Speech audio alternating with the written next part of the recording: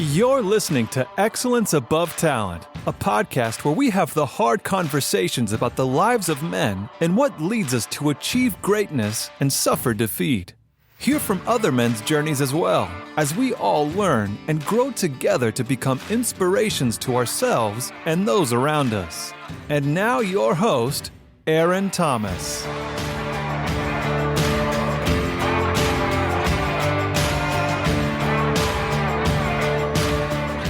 What's up, my beautiful people? Aaron Thomas with Excellent Above Talent. I got my first guest that has came back for a second time. We want to finish the conversation that we had. I got Mr. Justin Granado. Granado. Or Granado. Tomato. Take your pick. Yeah, take your pick. Man, we just want to jump into... Again, this podcast is about men health, men coming together, having conversations, trying to be better men. And Justin's got a lot going on, has a lot on his plate. We wanted to have a conversation as far as, what motivates him, what keeps him going, self-care, things of that nature. So we'll just jump into the conversation. First question I want to ask is... All right, so in life, things get hard. You get up every day. Things don't work out the way you want them to work out. But you still got to get up and you got to show up for yourself and others around you. So my question to you is, what keeps you inspired and motivated to continue pushing forward even on those days that you don't want to do anything? First off, thanks for having me back on. Always thankful for that. For people that lately in the last year, people asked me to be on podcasts and stuff, and I was telling one of my buddies that I trained this morning, I was like, I don't know. People ask me to be on it, but I don't think I'm that interesting. But I guess I'll do it just to pay it forward, type of thing. But going back to what you're asking, what keeps me motivated or inspired? Every day is different because every day is a challenge, and your plate changes daily, or mine does. Never knowing what's going to come up. I'll always try to maybe plan ahead, and that way, if there's a little like nick in my plans, I can still adjust and get back on track. Yeah. Perfect examples. Last 2 days, my sister had reached out. She was stuck on a job out of town driving, and she reached out, hey, are you free at 3:30? Can you pick up Ava? And I'll just look at my schedule, and that's usually my time. I try to go up to the gym and just be alone and work out and things like that. And that's my time, and that's something that I do look forward to. But if it's for something like my niece or my family or friends, whatever it may be, I move my stuff around as needed, and then get right back on track. Like I still think like to myself. Like back in the day, I probably used to get frustrated, but now I'm just like, hey, it's just a workout. I get to spend time with my niece. I get to see my niece, because most days I don't get to see her. So why would I get riled up for that? Daily though, I don't ever wake up, and I spoke on this even at our Friendsgiving. I do it constantly that I don't wake up and hate my life because I love my job. I love what I do. I love helping people. I don't fuss getting out of bed. I put my shoes on the same way every day, my pants on the same way every day. Nothing changes that way. I have a routine, I have a system, and I know what I'm going on to. Even on the way to work, a lot of times I don't listen to music. I just self-talk myself. I'll even look at what we have on the agenda for the day. I look at everybody that's signed in, and I already am thinking of stuff to do, like, hey, if this person signed in, then I know they need to be doing this because they may have been injured, or they may be under the weather, or they just can't do something. So I'm already thinking of ways to help them out. I'm already thinking like the warm-up starting in my head. Like everything's very like structured for me, and that takes a lot of stuff off my plate because I don't have to think of all these external things. And so stuff like that makes it really easy and I do that throughout the day before every class. And I know Kelsey does it as well, and that's just something that little tidbits of that we do behind the scenes that people don't really understand. Yeah. And even during class I'm thinking I could have said this better, could have said that better. But doing things like that keeps me motivated because I look forward to the next day. Yeah. And we actually had a conversation tonight, Kelsey and I was there, personal training, she was doing the class, and I'm always watching. Listening to everybody, and just the way she kind of explained things, I wasn't like a fan of, and I told her that, say, hey, it's like, you kind of got a point across it, but it was a little messy. Yeah. And she had asked, okay, what do you mean? And I explained it to her. I said, well, this could have been done better, blah, blah, blah. But just let you know, next time, maybe do it this way. Gotcha. And things like that. And she wasn't there throughout the day to see how I explained it, which everyone adds their own flair to it and flavor, which is completely fine. But things like that, as soon as I told her that, she had asked for an explanation. I explained it to her, and she was like, okay, cool. We move on to the next class or the next day, and you kind of go, okay, I can do blah, blah, blah better. And stuff like that motivates me because it always keeps me like learning. It always keeps me going because every day I learn something new or how something ticks, and that keeps me motivated. And I just always try to, if I have to change things, I improvise on the fly, and I try to do it without people noticing. And that gets me like, I don't know, that gets me like a high, that like to just be able to do stuff like that and change it. Like, and every day is different, and that's what I look forward to every day. And that's what keeps me motivated Monday through Friday. Also was because people don't understand as well that, when I get up to go, if I have to do my 5 a.m., my first alarm goes off at like 4:26 in the morning, and then I'm that person that sets like 10 alarms to make sure I don't miss class. Okay, you said 4:26. It's very specific. It's just random. It's just random. Reason why it's 4:26? Well, because it's random times. Because I think 4:26 isn't as far as 4:25. Got you. But literally, I have then after that, I have a 4:30, a 4:35. 4:41, 4:46, 4:50, 55, 5, 5:05, 5:10Z. Oh my God, you're way behind, you're late, you missed the class, and I'm sure everybody's gonna talk trash. But I have a bunch of alarms, so I don't know, that's more than 10. But like stuff like that, like they don't understand. Like I get up that early, and so to get up that early daily, it is tough. I mean, it's tough at times, but it has to be done. Yeah. And so I have to find something external to motivate me to get going, and that's what does it for me, man. It really does. Just the people showing up for them, being there present, being giving them 100%. I mean, that's what does it for me, really. So what I'm hearing is when people are not motivated or not inspired, one, they're not doing something that they love, and two, there isn't structure in what they do on a daily basis, and that's kind of how they can get out of a rut. I think like if you take like gym life as an example, a lot of people don't care for it, and especially at 5 a.m. don't care for it. But if you're trying to build better habits and structure, if you're saying, okay, I'm going to start going to the gym, that's like the big picture. Like, hey, I want to go to the gym. But what comes before that to make it a routine, to make it something that's a habit? It's like, okay, well, I'm going to place my shoes right here every morning, or before I go to bed. I'm going to set this out. I'm going to do this at this time. That way there's a structure built out, and you build on that to get you to the gym. Yeah. Because once you're at the gym, it's cake. I mean, you're there. Everything's laid out in front of you. I wouldn't say it's well, not cake. cake. But the workouts aren't cake. Okay, but once you're there, it's not like you're just going to walk in and see you later. I mean, you're going to be there, and you're actually going to do something. And even if it's there's structure, but it's structure. Well, yeah. If you show up, if you do your part by getting there, you're walking into a place like ours that has the structure there. Yeah. And then boom, you're on that path, and because it's structured inside of there, it makes that easier to be there. Yeah. Because there's really everything's out of your hands, and it's just like, okay, I have to do this. We're warming up now. We're doing this next. We're doing this next.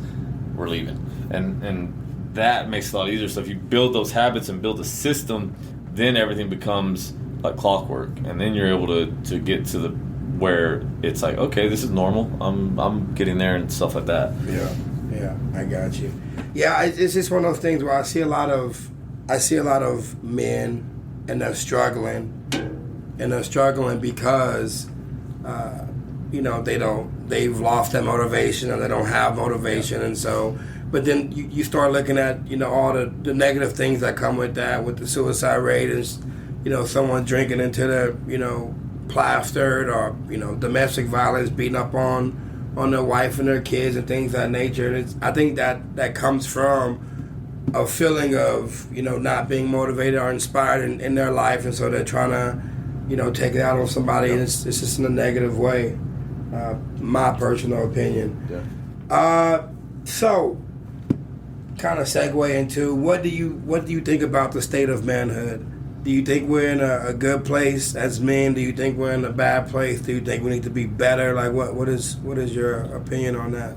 I think we're in a better place than we were 5 years ago. Definitely more than we were 10 years ago. Being that even when we did that mental health conference, a few years back, even during that time, that was, 3 years ago? Yeah, no. 19, right? Was it 19? Yeah, I think it was 19. It was 19. 18 or 19. It was one of those years, 18 or 19. Yeah. No?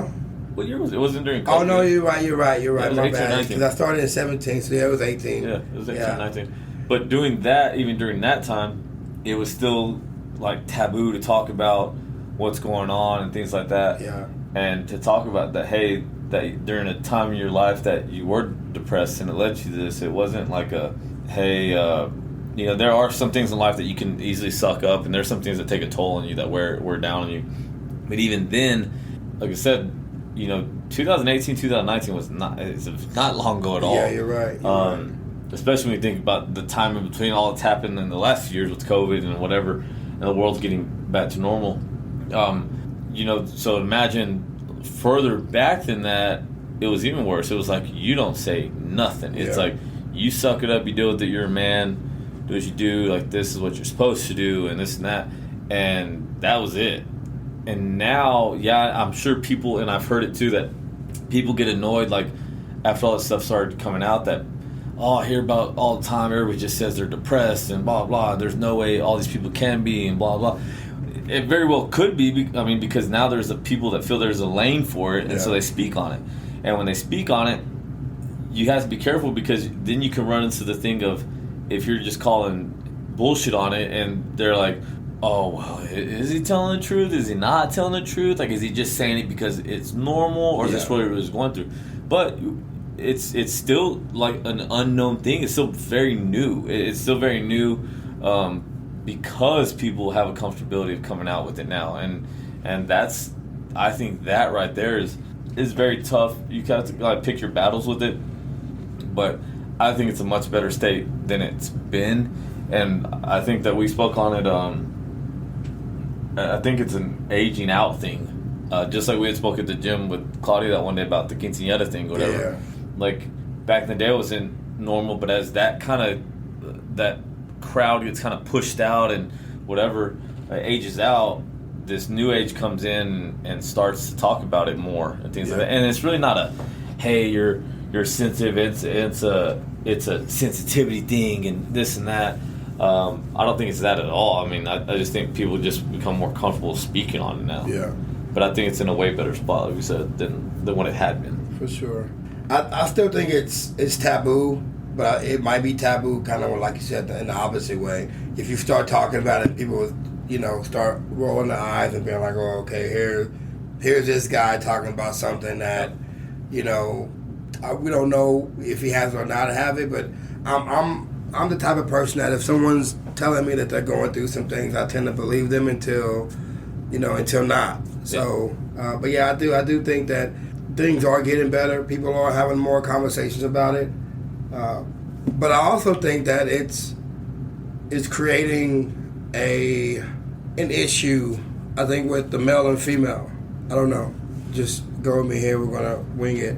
Like, if I'm a man and I'm trying to be vulnerable and open and express my feelings, it still look, in the dating scene, it's still looked down upon as like someone who's being, who is weak as a person or as a man, and they wouldn't want to, have or be in relations with that man because of his vulnerability. Is that something that you think? I think it depends on who you're. It really depends on, I think, the maturity level of who you're speaking to and what they've gone through. Gotcha. That makes sense. Because it depends where you're at in life. Because you can take, the the most badass dude or whatever. Let's just say he's just a fucking animal or whatever it may be. But he can also have that sensitive side. For sure. And I think let's say if you're in a relationship, someone can understand that and see that it's like, okay, like he can still protect me, take care of me, and, you know, etc., while still being, you know, as one with his feelings as well. Yeah. That just becomes, I think, an understanding of the two, of between that person and another. If you don't understand that, I could see that being very hard to even make things work. I mean, that would drive me crazy if someone just doesn't go, okay, like, I'll give you your time, like, I'll give you your space, and do what, you know, you need to do to take care of yourself, and I'm here. Yeah. You know, I'm still here for you. And I think that goes a long way in a relationship. I mean, if you don't feel like you have your spousal support and they're backing you, then, I mean, what's the point of even being there? To me, it's like, okay, well, you don't support me, so why am I here? Yeah, what am I doing here? Yeah. Like, you want to feel me, but yet you're not willing to give me you. You know, that's a big thing, I believe, with people, and there has to be an understanding there. If not, then it's like, I think you should probably get out. Yeah. I think that's a new normal that I'm hoping that we can get to as a society and as just men in general. I can be a badass, but I also can, you know, express my feelings and emotions and not be looked down upon as, you know, someone who's weak. Yeah. As a man, because at the end of the day, like, it's not weakness, it's strength, and we need to start looking at it that way. Of, if I can be vulnerable with you, I'm really showing you how strong I am as a person, as a man, versus holding it all in and acting like everything's okay when I know it's not. Because at some point I'm going to blow up, and it most likely will be with your ass or on your ass, and then you're going to be like, what the hell was going on? Yeah. When, you know, there was signs and things leading up, and, you know, to the blow up. So, man, that, you know, me having these conversations, talking with people, you know, hopefully this is, you know, can create a space where it can be a new normal for, you know, for all men involved. Hopefully, yeah, for sure. For this question, I read, or I saw, and I thought it was it was a powerful question. And if you're ever in a situation where you're trying to have a deeper conversation, I would suggest asking this question, because this question gets people thinking. My assumption. But what is your biggest fear, and have you overcame it? I think there's two. For me, I've never, and I really believe that it really wasn't until when it was right before I started training, right before I started personal training, and where the Blockbuster was closing. I was finishing my last year in college, and I didn't know what I was going to do. I think my biggest fear was and it still is, as crazy as it sounds, it's just that fear of failing, and letting somebody down, that. I think one of the worst things I can tell people. I told someone this recently. I was like, you know, I'd rather have someone mad at me than tell me that I disappointed them, and it's just because that to me is like, damn, like, I disappoint you. I think that weighs more to me. For sure. I think being mad is like a real, like, a flare up thing, you know, like, it's just like boom and it's gone. You can, you know, it has levels to it. You'll get over it. Yeah, disappointing somebody that weighs more heavy on me than that, and I think that was something I was always worried about, because, you know, in college I felt like I had it all together. I had this job. I only had one job, and growing up, and that was it. And I was there a month shy of 8 years, and the only reason I left is because they closed. But I had a plan, and, you know, while I was in college, and so when stuff outside of my control happened, I did fear failing at that point. I was like, what am I going to do? Like, what? This is all I've ever known, and yada, yada, yada. I wasn't going to school yet. And I still live with that scared mentality daily, even though I have the gym and stuff like that. And with this new stuff coming up, it's like people have been very gracious and congratulating and things like that. You know, hey, congratulations on this new venture. And I was like, oh, well, just let's wait. Like, you know, let's wait. And I'm just that way. Like, I'm not like one to, like, you know, pop the balloons and pop the streamers and be all excited about it. It's like, wait till this thing, gets up and going and goes off the ground. Then we can say, good job. That's just me. But having that fear makes me it triggers me to go, like just to go harder with it. And that does it for me. Like I have to do that because that's something to me. It's like, oh, thank you. And I tell people like, no, just accept it. Just accept it. It's like, I don't accept that. Like I don't accept that because it hasn't happened yet. And I don't want to accept failure. Like I don't. And that's just that makes me tick with that. So let's kind of venture off into something. So you own a gym, CrossFit 432, 10 years? Yep. Right? 10 plus years? Little over 10 years. All right, so what is this? Been training for 12 plus years, so gym's 10 now. What's this new venture that you're speaking of? Like what's going on with that? Me and a buddy, there was a place that came up for selling Crane. Crane, Texas. Hometown of Aaron Thomas. Hometown of Aaron Thomas. But it became available. He's from Crane. Him and his wife are from Crane. I was driving back from seeing my mom on the weekend, and I actually saw a for sale sign out there. And I told him about it. He already had seen it. And then I was presented with the opportunity to partner up. And I had a lot of questions at first, but I've always wanted to do something extra. And I even told... Right before, I was supposed to do something else actually a year ago, and it was similar, and it fell through. But I kept it to myself. I didn't tell anybody. I kept it to myself, and it didn't happen. And there's a reason why, too, a lot of stuff I keep to myself. Like this, I actually kept to myself as well until I found out, like, hey, this is going. And I told myself then, I was like, you know what? Next year, I'm gonna do something. Like, I got to do something extra. Like, I just have to. Like, I need to do something more. And then this happened to come through. And then another little, like a little side hustle thing that came through with another friend, and that just started up, and I just keep that like there. But I said, screw it. We met up, talked things out, figured out how we'd go about it, and I was just all in from there. And really, I was like, you know what, this is gonna work. Like we're gonna figure it out. And it gets me excited, like being in there, seeing it. It's completely different than what I'm used to, and we're finding that out daily. It's always something different. Something happens or something with TABC or whatever. But it's a very draining process, but I do see a silver lining in it. I know we'll get there. It's just way different than what I'm used to. The gym stuff, being in business for 10 years has been work. Moving locations, having 3 different spots, as we have grown. But it's always been so easy as far as you walk into a place, you see it, you visualize it, and you just go. I remember we walked into this place that we're in now. They showed it to me. Walked in. It was all white. There was like a boat in there. There was like a big old van in there. There was tools everywhere. I mean, the other dude was filled with stuff. And I was like, but I saw it, and I was like, I told the guy, I said, okay, it'll work. He's like, all right, we'll have everything out by next week. Cool. And everything was out. And when I saw everything out, I was like, okay, cool. And it's always been, hey, lay some mats down, put equipment here, blah, blah, put some paint, good to go. This is completely the opposite.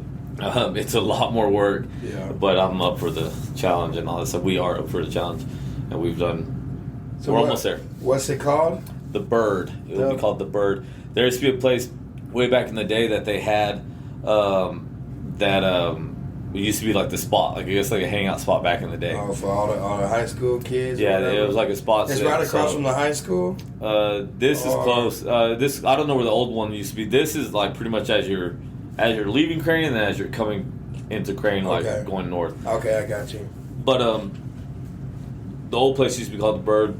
It was a popular place where they grew up, and my buddy that I'm doing it with, he's from there. And he grew up there back in the day, and it was cool when we announced it.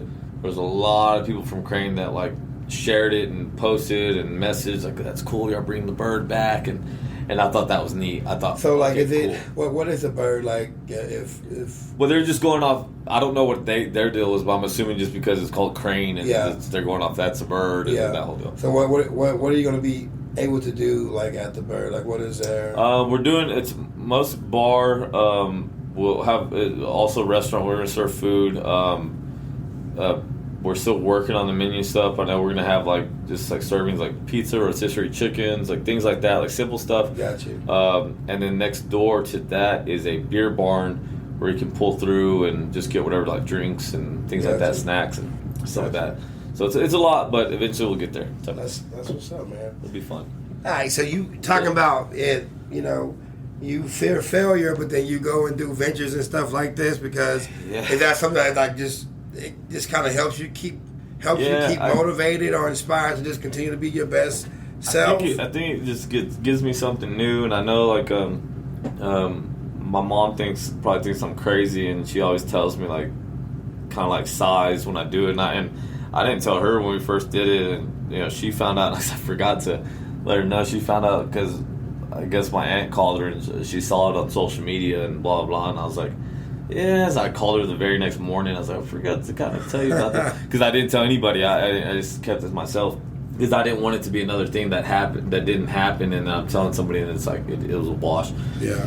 And she thought the same thing, like that I was already, you know, wearing myself thin and things like that. But to me, it's just like I told her the same thing.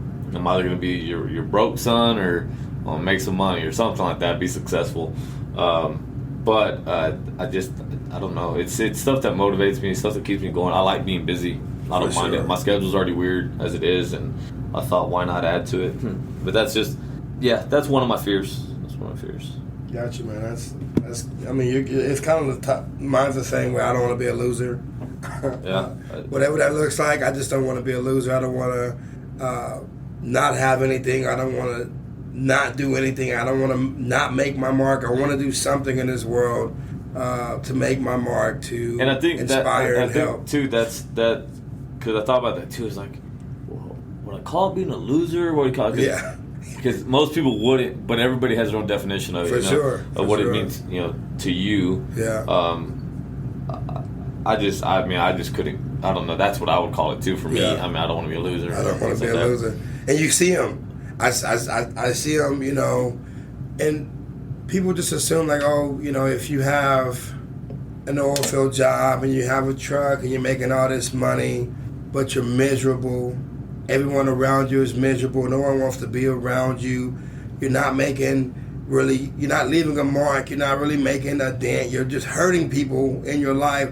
That to me also is a freaking loser as well. Yeah. You can have all the money in the world and still be a freaking loser. So when I say loser, I mean, it's just, I don't want to be that guy that everyone kind of looks at and be like, he has so much damn potential, yeah, and he just wasted it because of his anger or whatever it is that he was going through. He didn't know how to, express it or talk about it, so he just kind of took everyone down this, jacked up path of chaos and anger. And so to me, that's a loser. Yeah, because then you're stuck trying to reel it back in, and you're like, how do I do this? Yeah. That stuff. Yeah. And again, this is why we have the conversations, because I think if you can get out of that mindset of hurting someone, if you're hurting, and talking about it, it just helps you out in the long run, but it helps everyone else out, that is trying to, be with you and love you and show you support and things of that nature. So yeah, man, that's my biggest fear. I just want to be a loser. whatever that is. Yeah. I think my other fear is that too. Yeah. But my other one, I don't know. Yeah, I know it may sound like it contradicts itself, but it's not really a fear of dying, yeah, or death, but it's more so of fearing of leaving certain people behind. For sure. So I don't know if that kind of contradicts itself, but like I don't think I fear like the death side of it, but I think it's more so the fearing of leaving certain people behind and with questions and the hurt is one thing. And I know this may sound morbid, but it really wasn't until after my grandma passed, because me and her were super, super tight. I thought about it more, being that I still live in the house that we lived in together for like the past 5 or 6 years, and there's a lot that goes on with that. Like it's a lot. It's very heavy. It's constant thoughts in your head, because I haven't changed anything in the house. Everything's the same way, and I've really wanted to, because I think maybe that would be also the big part of like the healing process, the closure part of it. And but I fight myself on that. You're just not ready. You know, yeah. But like, I know it sounds crazy too, but literally almost every day, I think about what if I was to go. Like, for sure. And like certain people, I think, what would they say at my funeral? Would this be in line? Would this be okay? And things like that. And I think about it a lot, I think I do it to build like a comfortability with it, like to be at peace with that. For sure. And I always joke with some people, friends, are like, man, things are going too good right now for me. Like something bad's gonna happen. Like maybe I'm not gonna make it. And I was like, shut up about it, you know. But sometimes that's how it goes. Yeah. But that makes me more comfortable. Like it, I know other people are, but it goes to show you that too, that a lot of other people are not comfortable having that conversation about that because they're thinking like, oh shit. And those are the people that I actually worry about. Like, I'm never gonna die. It's good. Some people have that mindset, like they don't even think about it until it's already too late. Yeah, there's several things that go to it, and I know it's a very mixed bag, but it does build just a comfortability inside of me to go, okay. And it also makes me think of things and how to get things in order in case, you know, this were to happen. Like, you know, it really does. It makes me think, okay, well, how can I be better at this and how can I be better at that and set this up for this person or, you know, my family, those super close to me, you know, if this does happen, you know, sooner, if and when it does. And so those two things, I think, hit the nail on the head for me. But I think your two fears and my two fears are kind of like the same. But I won't say I've experienced that, but being in Iraq, you know, seeing people shot and blown up. I've been blown up. I've been shot at, shot in my face. You know, you smell death, you see death, and you just know, like, man, you are so small in this big scheme of life, and you make this assumption that everything's going to be okay. And, you know, I do a lot of things because I know, looking back, I don't want to be like, man, I could have done it, but I didn't do it. So when people are like, bro, you do a whole, why do you do, you know, why is your hand in so many different things?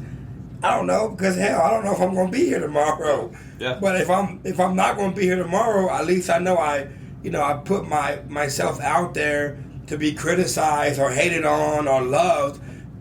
Besides, you know, trying to stay in like this little bubble and like, you know, being afraid of, you know, what people will say or think. Because at the end of the day, 20 years from now, no one's going to give a shit what I did today. Yeah, I had that. No one. Recently, when Mom was in town, I told her something because I'd seen there's a guy that he's got Jimmy, or he pops in from out of town, but I follow him on Instagram. He had posted he had bought a brand new Corvette, and I was like, man, that's nice. And then in his comment, though, was in Spanish, but basically it was saying, do not leave this life wanting anything. Yeah. And I was telling Mom that because how I got rid of my car. So why'd you get a new car and this and that? I'm like, just things lined up, and I just did it, like whatever.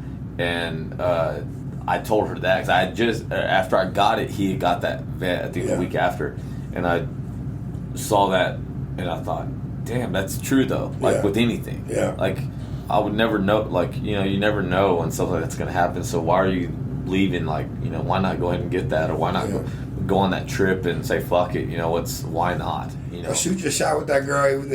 She turns you down. She turns you down. You'll be all right. You know what I mean? That shit's embarrassing. Yeah, it's embarrassing. But life goes on. Go ahead and get the car. Yeah. It's better to be in debt. It's better to be in debt than get into a relationship. No, man. I'm not saying get into a relationship. I'm just saying, like, if you like somebody and you think they're cute, you know what I mean? Shoot your shot. Drive the car off the lot instead. He said, nah, fuck all that. Get the car. Right, if you get the car, you might get the girl. You never know. You know what I mean? Yeah. That's funny. But no, that's on point. I don't know. It's just, I know I'm gonna die.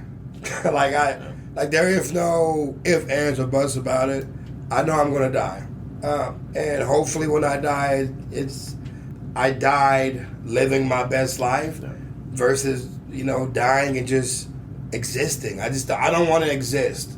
And so a lot of times people think like I'm a shit starter, and it's not. if I'm going through something, like the other day, I put something on Jerry Jones with the picture about when he was 14, I saw that. and everyone was getting all, butt hurt. I'm just like, dude. I did that just yesterday, the day before. I did that. I shared a post about the women and getting beat up and still with me. Yes. And it started coming at me. I was like, wait a second, like where did this, like, you're missing the point here. Missing the whole entire point. Like, I was like, the whole point was they should not be there, they should leave. And it's like, oh, well, you're not trauma sensitive and this and that, blah blah. It's like, wait a second, I grew up with women that were getting beat and abused. Yeah, I have been hit and abused in relationships. Like, how much more, I don't know how much more informed you can get with that. And it's like, you could have seen this two ways. You took it a completely wrong way, like, oh, you're disappointing me, you're negative, and you want to get butthurt by it. I'm like, why are you getting your feelings hurt over it? Yeah. Or you could see it as, let's say I'm that girl reading this post that she's a friend, and I'll go back to this too real quick. There's a reason why the majority of people that liked or loved that post, hearted that post or whatever, comment on there, liked and hearted. Yeah. We're all pretty much women. Yeah. There's a reason why. Yeah. They didn't just do it just for the hell of it. Like, either it triggered something in them, or something. They had lived through that, or whatever it may be. So there's a reason it resonated with them. Yeah. If not, they wouldn't have done that. For sure. And those same people could have went through it, or somebody that was, or it could be someone that's going through it right now and could have been reading that, and their dude sitting at that dinner table, and they look across at them and they go, man, you really aren't shit. You know what I mean? Yeah. You're ruining our family. You're beating me up. You're abusing me. And then right then and there, that could hit them in the face to go, I need to find a way to get out. Yeah. I'm going to leave tonight. Or I'm going to leave next week. I'm going to get all my shit in order. I give myself 2 weeks, I'm gone. Yeah. Those women could have seen it that. But these other people see it as, oh, it's negative, you don't understand, blah, blah. What don't I understand? Yeah. It's like, because I don't see you posting anything to maybe help somebody. To create something. I don't care if your job used to work with this person, or you used to do this, or you're currently doing that. Yeah. It's like, instead of posting on stuff you post, like, you could post something that may resonate with somebody. Because I know that post, someone could have seen it and saw it and go, boom, I can get out. And then I know Esmeralda wrote like and she's been through it too. Yeah, like so she wrote like a long ass paragraph. And she lived that life, and she's been abused like hard. So that, from you doing that and her writing that could have created not only that too, a change for somebody's life. You know what I mean? Exactly. It's like it could trigger all these other effects. For sure.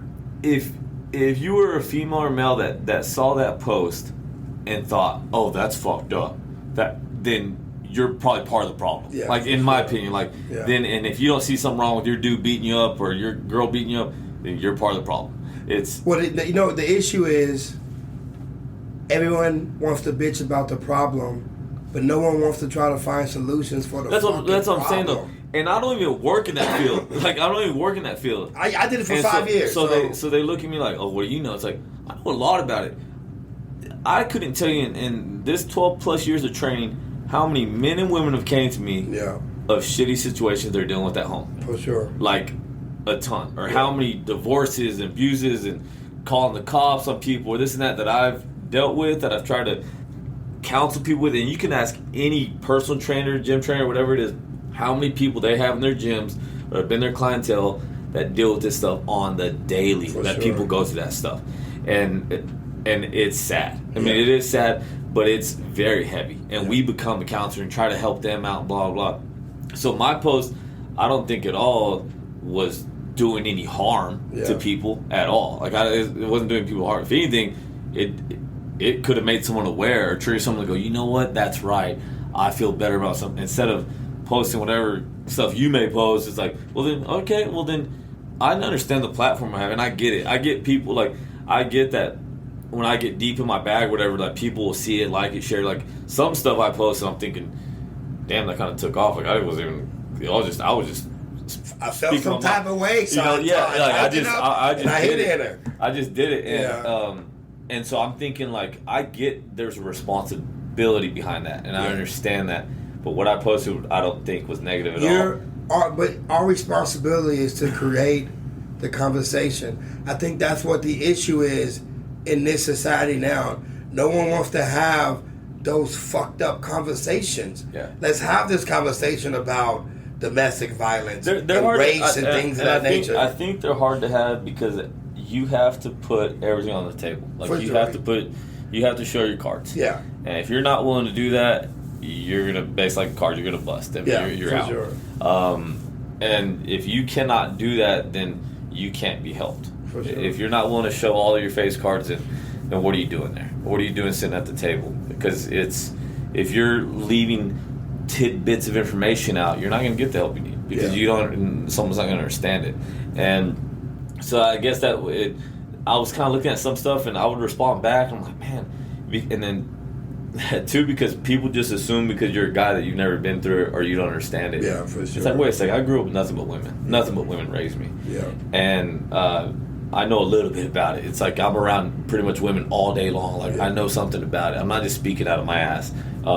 And I wouldn't do that. Like I don't speak on things I don't know. For sure. And you know, if I didn't understand it, some people that didn't like it, they have my phone number. Yeah. Text me on the side, call me. You can always call. Message me. But Tell me what I don't understand. We can I don't mind having that conversation. For sure. I don't mind having the conversation at all. Like maybe I could learn something. Yeah. Like where's the harm in that? Yeah.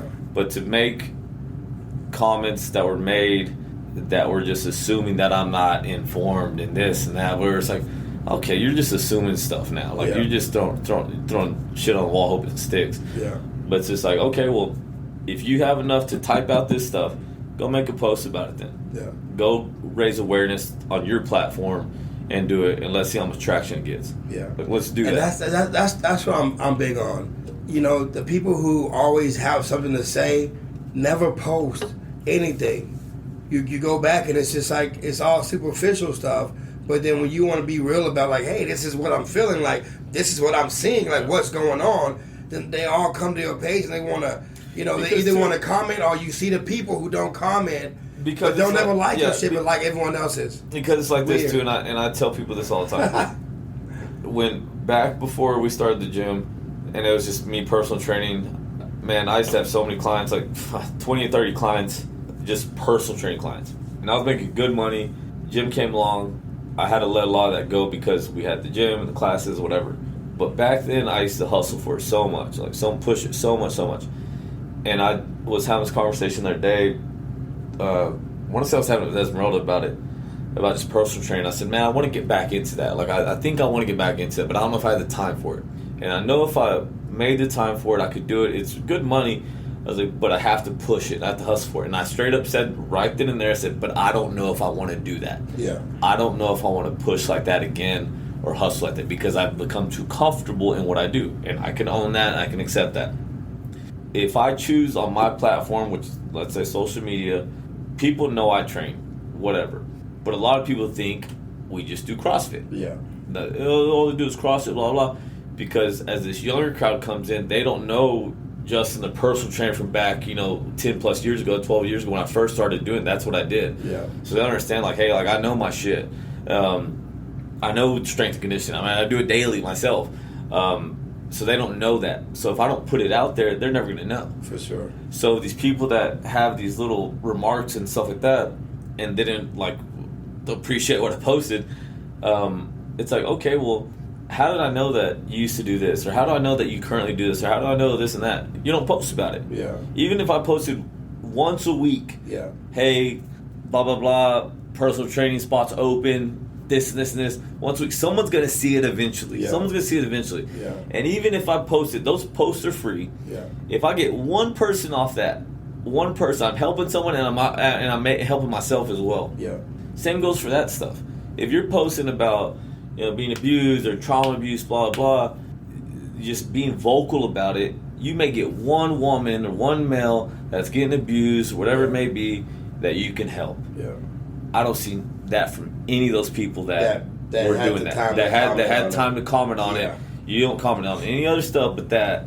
It's just like, come on, man. Let's if you want to have the conversation, let's have the conversation. Let's talk. Don't try to make me a scapegoat. Don't be a keyboard warrior. Yeah. Don't be a Wi-Fi warrior. Yeah, don't be don't hide behind your computer. And I know all of them personally, and that's the thing too. It's just like, man, just call me, text me, let me understand something. And I'm still open for those conversations. Yeah. I'm not against it at all.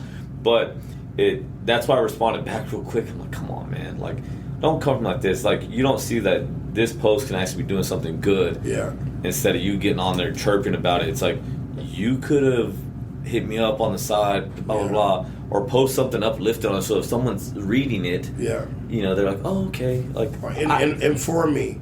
You know what I mean? If I need to be informed, inform me. But don't inform me on social media or whatever. Or if I'm wrong and you all were counselors or are counselors or whatever it may be, then post your own information and then where they can get help. For sure. Instead of coming at me, it's like, come on, man. Let's have the conversation on the side. But I was going to delete anything. I was like, okay, I just keep it out the front. But that kind of, whatever. I'm very, when I do post, back in the day, I didn't give a damn what I posted. I just posted. But as you grow and you start to be more involved in the community, you realize, like, you just can't post everything. So that mass shooter that was here a couple of years ago, there was a friend, and she posted, "We finally got his ass. He's dead on this block on this street." It was a male lady that had got shot by him, and I reposted it without doing my due diligence. Sure. And then, like, when cancel. and then when I realized, like, oh shit, like, that's not, like, that wasn't that person. Yeah. I canceled it, but then I realized, like, man, you just can't be on here, because that person was also the same person that jumped on one of my posts and was angry, upset, and mad. So then in my head, I'm just thinking, like, it's all negative to you. You're only posting things that are, like, negative things that, that makes you feel good about yourself. And it's like, well, bro, like, I started to realize, like, never again. So when I do post something, there is consideration, but once I hit the post button, I don't give a damn what anybody else thinks. Well, and whenever we have that conversation, I don't comment usually. The only thing I comment is like, hey, I hear you, I understand you, I see you, but you're not changing my mind, I'm not changing yours, and I didn't post this for you, I post this for me. Yeah, and I think too, I thought about that too after I did it, because I was talking to them at the gym about it. I was like, damn, they're coming from me right now.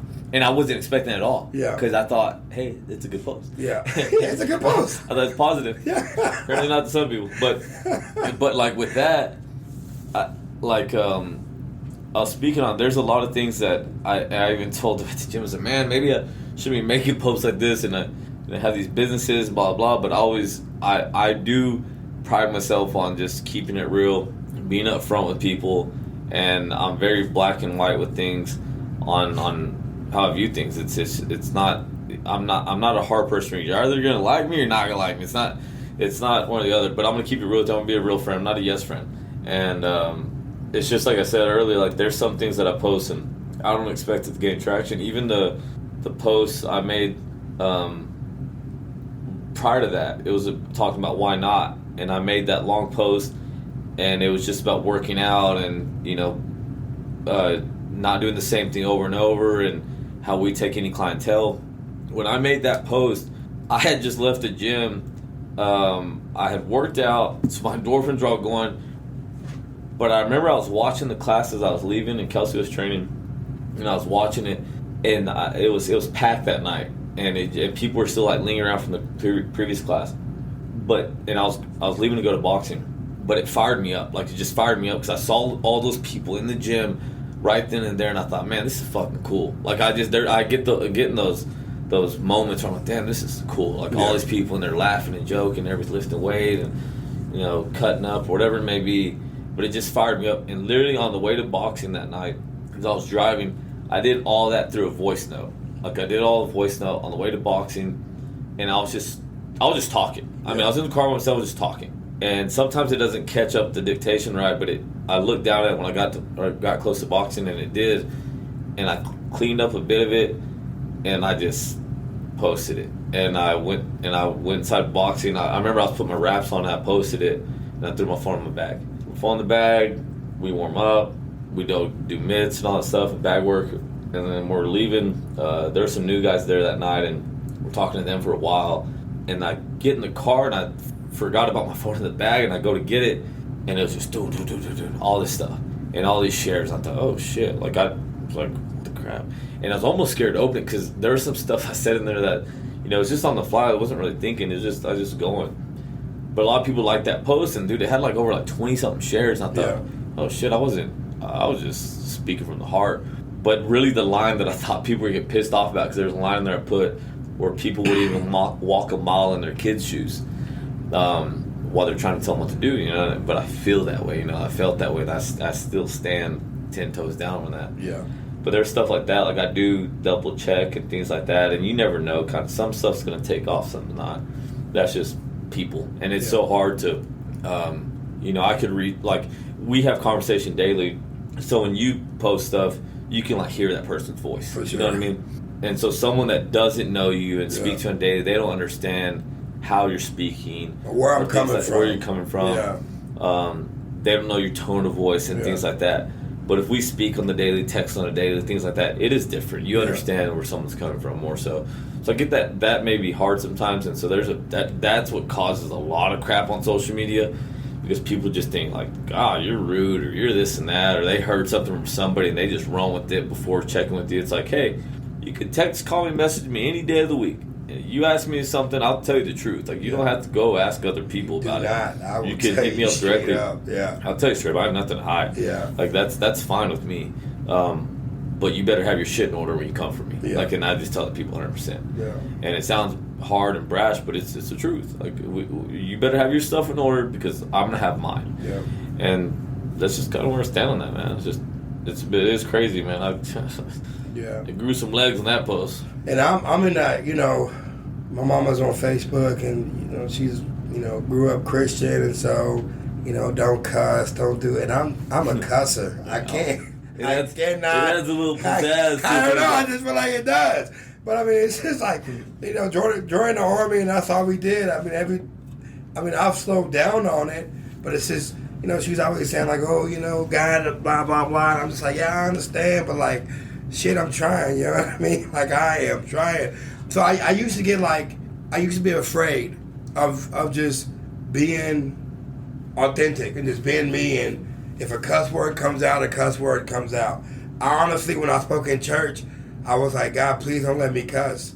I only have 5 minutes. I was like, please, like, let me find the words I to thought not. the same you thing know about what I stuff mean? like that, like public speaking, but it just comes out, and it's not a disrespecting. No, it's not. It's not a disrespecting at all. It's just part of the thing, and some people are like, oh my God, he said the F word, he said the S word. It's like, why are you cussing so much? Like, shit, I don't know. It's easy. There's way bigger problems in this world than me saying a cuss word. Like, it's like stuff like that. But I'm the same way that I tell people all the time, if they ask, like, and they say things, I'm like, hey, I'm the same way around you that I am way around my mother. Yeah. Like, and my mom loves me. You know, my mom accepts me.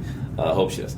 But it's one of those things, like we're the same way. Like, I don't. No, I got to check it with my mama. Like, I might let a few slip out, but I can, like, you know, I can kind of temper it out. In my head, I be, you know what I mean? I be saying. I mean, it's different if you're like just reckless. For sure. I'm not like that, but I know, like, usually when I post, I try to, like, you know, clean it up. But then sometimes it's like, bro, this is how I fucking feel today. Yeah. And I know I put a reel out there like, fuck you and a bitch. Yeah. Like, it ain't shit. It's keeping you from being the best you can be. You know, fuck you and a bitch. You know what I mean? And you get, why do you got a cousin? It's like, that's how I feel. Yeah. That's how I feel about my inner bitch. Fuck him. You know what I mean? Like, I'm trying to get him out of me so I can be the best I can possibly be. Yeah. And so it's just one of those things where, like, you know, but I mean, I can, you know, it's a slippery slope. But I don't give a damn. So I'm going to post whatever I want to post. And if you like it, you like it. And if you don't, you don't. Yeah. And if you don't got to say shit. Just move on. Or unfollow me. Or you can do where you can, when people post, you don't see it. Mute my ass. Mm-hmm. Like, you can do all that stuff. Instead of, like, writing. My big thing is, I'm cool with you talking about me.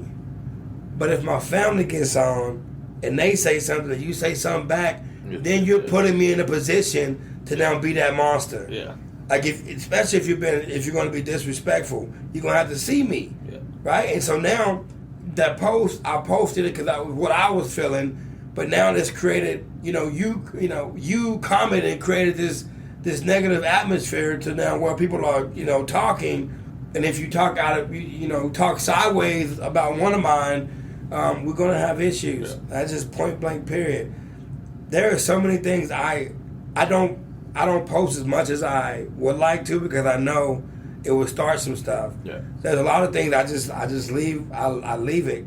I'll write it and I'll just delete it because I'm like no, because I know who's gonna say something, and if they say it, we're gonna have issues. And so it's just one of those things where True, it's you're learning and growing and things of that nature. All right, last question is, what do you think this community needs to be better? Jesus Christ. Because I'm big in the community, and I see a lot of different things. I know, people come to you because you're in the community, and you see things, and so I feel like Odessa can be better. I have my own things of what I feel Odessa can be better with, but I'm just curious as to you. What do you think? To reopen Wonderland. That's what everybody puts on those Facebook posts. We need something for kids. Yeah. That's what everybody always puts on those. Have you seen those where they do that at the Odessa things, like coming to attractions or coming to? There's like a page coming to. I don't know who runs it, but it's great because they always clap back at people. But we need something for kids. No more bars. No more bars. Reopen Wonderland. It's always something like that. But I don't know, man. It's a tough deal because I think with everything, like so many people spend so much energy worrying about things on, like, let's say the national level. For sure. That will never, ever, ever affect them. For sure. Like, people worry so much about, like the president, Trump or Biden, and all this stuff. I'm like, you realize Biden, that you're never gonna even realize like a change that they make at this level, and they really should be worrying about is their local level and things that are happening in their community, but they just don't. For sure. And that, I think, is a big battle of people, because I think that you got to let a lot of ego go, because ego will kill everything, and it's so hard because so many people just don't want to put in the effort. I think though that it depends on just building better people and just how they view things. Even with the gym, like I always pride myself on having structure there, because I hope that I speak this too. It's not to me. I'm not trying to just build people that just work out better and are in more shape. Like, I'm hoping you can leave there just understanding something and being just a better human. And I think that each place, especially with like small business stuff, especially with gyms, your people are an extension of you. Yeah. And a lot of people, especially like if you're at a certain level and your people walk out of that door, they're an extension of you, and they're going to take something that you've taught them. They're going to take something out of that. And like, for instance, like when you do like your meetings and stuff like that with kids or whatever it may be, those kids are in there for a reason, but more so that you're trying to give them something of you and an understanding where they can walk out the door and go, okay, we learned A, B, and C, and to do this and to move better this way, things like that. And I hope that that's what people understand too. And this is crazy, and it's not to crap on them, but when the girls did their thing last weekend, and they were looking around, and then they're like, man, and they noticed stuff like that was wrong. Yeah. And then even some of the bikes, whatever, they made like little comments, whatever. But it kind of made me like, okay, so they recognize it, Yeah, hell yeah! I walked in, I was like, she's no repping this all the time. Yeah, we talked about it after when we went to go eat, and about how they saw me out there, like coaching them and things like that. And that's not for everybody, and I understand that people don't do that, but I do take a lot of pride in that. Like, I take a lot of pride in that because I don't think it's fair to pump these people up and want them to compete and blah blah blah, this and that, but you're not willing to coach them and be by their side and show them, because some of that shit is terrifying to people. For sure, especially the first or second time. Yeah, especially the first, second time. Like I get everyone, I may not be there, but I try to be there as much as I can, because I didn't have that when we first got into it. We didn't have, like, we were the ones out there. Like, we didn't have, like, someone, like, coming to save our day or whatever. And so to be able to give someone, you know, a strategy, or just looking at someone and going, hey, you need to breathe, you know, things like that, it's refreshing. But I will say this. CrossFit 432 travels freaking well.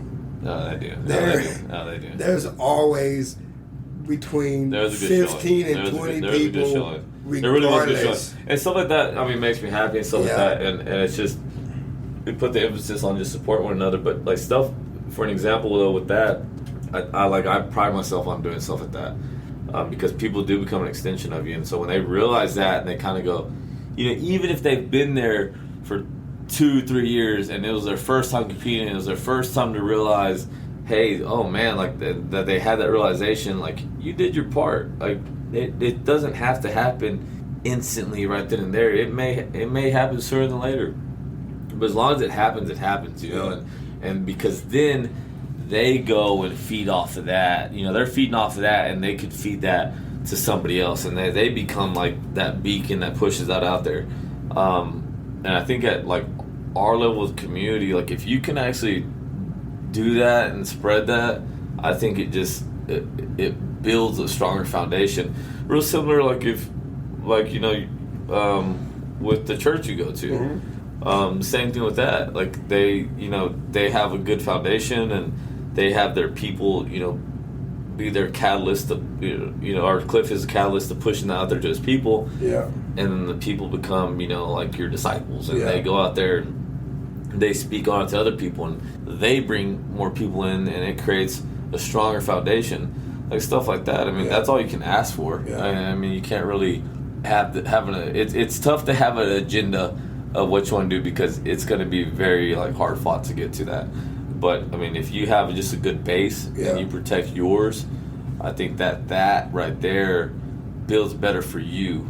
Because, like, for me, I'm really only worrying about who's around me. Like, my responsibilities. For sure. Like, my bubble, I'm worried about that. Yeah. Like, if that's good, then I'm good. I don't give a shit what's going on, you know, let's say in politics or higher up, whatever. Like, I'm worried about my bubble. Like, stuff that's touching me. Yeah.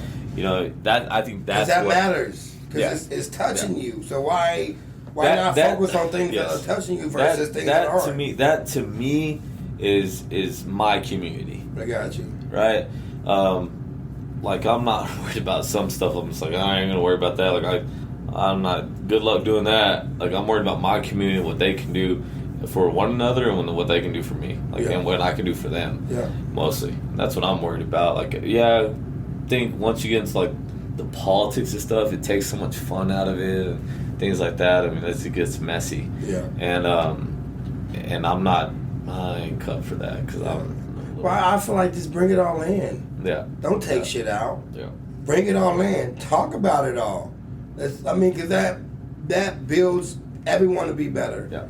If you can talk about politics and race and, you know, all the things that people just kind of run from, mental health and domestic violence and, you know, things that are real and they're happening and it's affecting people. But everyone just wants to act like, you know, let's not talk about it. And it's just like, why not have a conversation? Yeah. You know, why not try to figure out, you know, hey, I'm more of if I know you, if you come to me and call me a nigga to my face and you say you don't like black people, I have more respect for you than someone who's behind my back whispering and saying it to other people. Yeah. I have less respect for that person.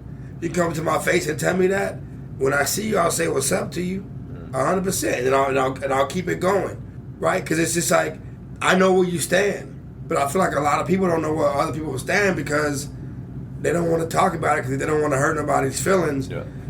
And I guess I'm in the hurt feelings business because I just don't. Yeah. And if it needs to be said, it's going to be said. Yeah. You know, with love. I try to say everything with love. But at the end of the day, if it needs to be said, it'll be said. And people have more respect for you because you're able to say it versus and they should. you're afraid I think of that saying people. I really think people are very hard pressed at doing that. As far as like, I can do that too. Like, it's as far as going, like, if we're having a conversation. If I didn't agree with something with you, and I go, "Oh, hey, like, I don't agree with what you're doing. I respect it. For if that's what you want to do with your life, cool. I respect it. For sure. But I don't agree with it. For sure. Like, I mean, there's many things like that with many people. Like, I don't. I'm not like this know-it-all and have all the right answers for everybody. Like, I'm not everybody's cup of tea. Like, what's your flavor? Like, you can pick your own flavor, that type of thing. But like, I'm caramel. But like, it's like, hey, if that's what you want to do with your life, that's on you. I don't agree with it. Yeah. I hope it works out for you. But I'm still going to have my opinion on it. You can go do yours, and you may find out the hard way, and it may work out for you. It may work out for you. That's cool. And if it does, then awesome. Like good for you. Like, I love that for you. I just don't agree with it. Like, you know, that's just how that goes. I mean, there's just like, I have two sisters, and I've nieces growing up. You know, 3 nieces. I didn't growing up with my sisters. Even now, I don't agree with every decision they make. You know, relationship wise, they may not with me either. And you know, I don't like it. If that's what they choose, like, there's some stuff I hate. I'm like, oh my gosh, you know, it wears me thin. Like, because at the end of the day, I want them happy because I love them, and that is something that is a bond that, you know, me and my 2 sisters have. Like, we know at the end of the day, like, hey, that's my sister and I'm their brother. There's nothing but love there, and we wish the best for one another, because why not? You know, why not? And we don't want to see one another hurt and stuff like that.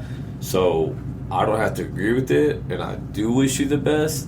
I just wish maybe you take this, you know, this alternate route and what have you. And that's what several things. I wish people could do that more and have a little bit of grace with it. I think that would build a better relationship amongst a lot of people. I wonder if why not is trademarked or not. What do you think? You've been saying that a lot. I feel like that's... Oh, I don't know. That's like your... that just came to me. That could be your jam. We did that a year or 2 ago, and I just ran with it. Why not? I like that, man. I 100% agree with you on that. If we can just find a way to just sit down, talk, and have a good conversation without everyone getting pissy. And then also paying attention to, you know, what's happening local versus what's happening elsewhere, because what's happening elsewhere doesn't matter what's happening local. Yeah, a lot of times I think too, even like in Odessa, people are always like, "Oh, Odessa sucks," and blah blah. It's like growing up when I was younger, you may have thought that, but back when we were up, there was stuff like T9, the ice there was skate rink, a lot there's of stuff to do. Roller Town, there's all this. Water Wonderland was around. I mean, there's a bunch of stuff. Yeah, some of that stuff is obviously, all of that stuff is gone now.